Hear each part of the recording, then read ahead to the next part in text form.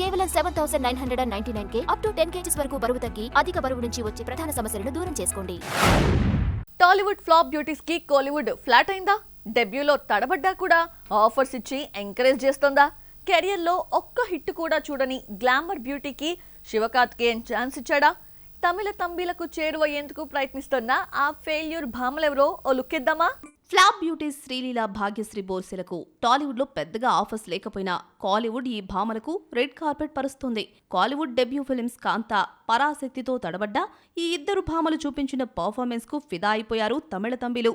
దీంతో మేకర్స్ కూడా ఈ భామలకు ఛాన్సులిస్తూ ఎంకరేజ్ చేస్తున్నారు. టాలీవుడ్ టాప్ బ్యూటీగా కొనసాగుతున్న శ్రీలీల గత కొన్నాళ్లుగా వరుస పరాజయాలు చవిచూస్తోంది.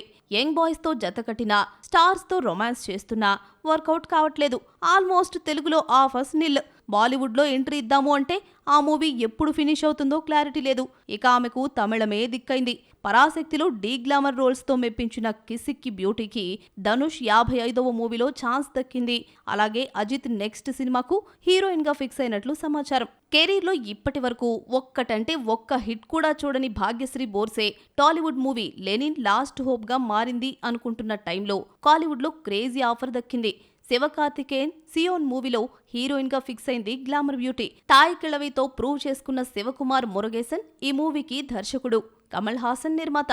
తెలుగులో ఆఫర్స్ తగ్గుతున్న వేళ తమిళ తంబిలకు చేరువయ్యేందుకు ట్రై చేస్తున్నారు flop beauty Sreeleela and Bhagyashri Borse.